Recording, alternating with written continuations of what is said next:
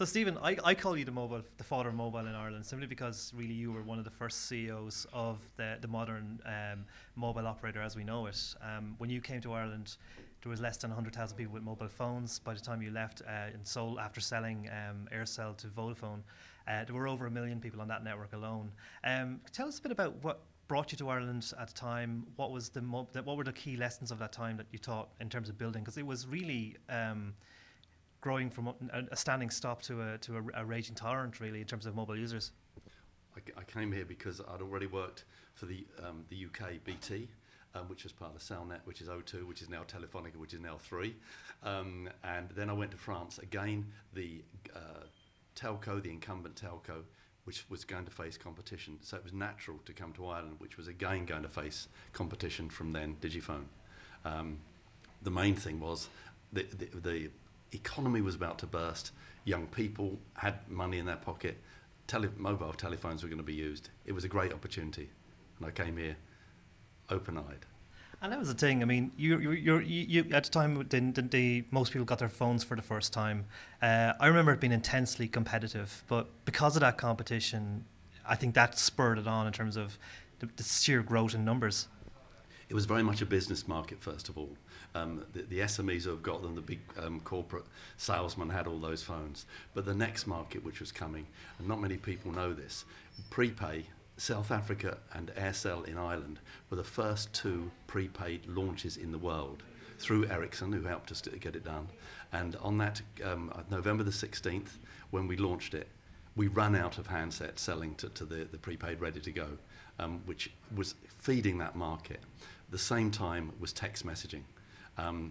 We couldn't bill for it at first, so therefore we gave it away, and of course everybody went mad, got into the habit of texting, and when we started charging for it, they didn't stop texting, and it grew hundreds, millions to what it is today. Now, when I look at your career, I see a lot of circles and a lot of similarities, or a lot of deja vu at times, in the sense that you're back in Ireland at a time when the economy seems to be picking up again, and your career also involved computers. In the early days, you would have known Steve Jobs quite well, and you would have been responsible for bringing Apple computers to the UK and therefore into Europe. Can you tell us about how that came about? How did you, get to know Steve Jobs? How did you get to bring the first Apple computers to Europe? Well, PCs were just started to come in. I think the Commodore PET was one of the first. None of the big players like IBM or Compaq were in it. These 2 guys, Steve Jobs and Steve Wozniak, came up with the Apple I, then they came up with the Apple II. And they set up an organisation, a big computer exhibition in New York, called it EurApple, to find distributors in the European countries. My brother and I went there. We had to pay lots of money, so it was a matter of mortgaging the house, putting it all on the plate there and saying, we want to be the UK distributor. We got the deal through sending the money. The first 60 Apples arrived, advertised for all these dealers, because there weren't any people reselling computers at that stage. We got loads of inquiries. We set it all up. Yeah, we wanted to advertise, so we wanted to find a figurehead. At the time, Freddie Laker was the Richard Branson of the era.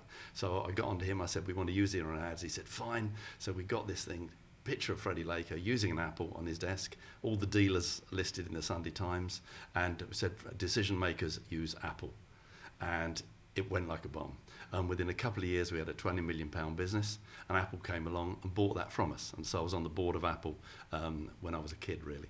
And that's the thing. I mean, what was it that convinced Steve Jobs about you? Was it your passion for the computers themselves? Was that what got you on a plane across to New York? No, it was the fact that we read about these guys. He was already famous for what he was doing. When you met him with his jeans and his bare feet and his sandals and his T-shirt, he was a human being who you could even see then he had a vision for where the thing could have been gone. And despite the people who came in and tried to destroy his business, it grew to the most valuable company in the world. But he was a good guy. I remember, I think it's June 1979, I arrived in Cupertino, and he said, Stephen, I hope you haven't got any plans for tonight because we're having a barbecue for your birthday. So he was that sort of guy. And I feel that successful people are often like that. They care about the individual. And again, speaking of individuals, at the time when you were masterminding Eircell's competition in the market, you were then competing against Denis OBrien, who you later on went on to work with in the Caribbean. Can you describe working with Digicel and that kind of, I suppose, working with Denis as well, because he's another very interesting, compelling individual in the business world? I agree with you. He is compelling. He's got terrific vision. He's got terrific drive and passion to try and actually deliver things and win the competition. But he's always, again, got time for the individual. And that, as I've always respected him and liked him for that. Working with Denis is you're part of a very, very enthusiastic team. So therefore that's encouraging, because that's exactly how I am. Passionate about getting there, winning there, being there first, making it grow, whatever that might be. And I admire that Denis and all the other businesses he's done that for. Now, we're speaking to you at a very interesting time. In a week or two's time, 18 people are going to basically, or 18 companies from Ireland are going to go to Mobile World Congress. Some of them are very young startups. You're working, you've a role with Enterprise Ireland where you mentor a lot of the young mobile technology companies. What is it that brought you back to Ireland? I mean, I know you have a family here and all that, but that's a very good reason already. But what was it that brought you back here in terms of doing business here and working with these companies? Well, I've been working with Enterprise Ireland for the last 3 or 4 years, both in the UK, trying to expand markets there. It seemed a natural step to come here, where there are more of them, and I'm pleased to be a mentor and work with the Enterprise Ireland organisation. They want Irish companies to export. The technology and the software developments here in Ireland are world class, and they deserve a bigger audience. So I'm really proud that 2 of my clients are down in the MWC in 10 days time now, and they've both got good products. There's lots of others there, good Irish companies being represented. I understand there's something like 90 to 100,000 people coming to Barcelona for that exhibition. So it's a great platform for those companies. And I remember when I was starting out, even though it was a product like Apple, it was still starting out, unloading the truck yourself, selling yourself and getting it on like that. And I share the passion of the people who are doing those things here in Ireland and want to help them go forward. Now, we spoke originally about a company that you're working with called iMob, and they basically, as I understand it, they're bringing back context into how mobile commerce meets high street commerce. Yeah, it's context in terms of the right sort of customer, the relevant customer, the ones the mobile network operators want to keep. And when they are close to a point of purchase, whether it be a 3 shop or it be an Audi garage or a Guinness pub, we can deliver digital marketing messages to them at that moment in time to encourage them to purchase the client's product or the brand's product.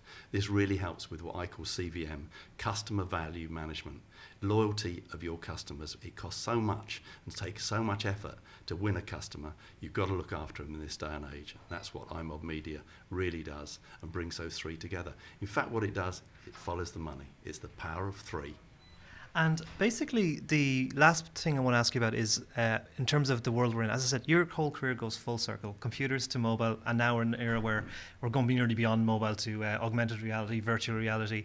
It's quite an exciting time.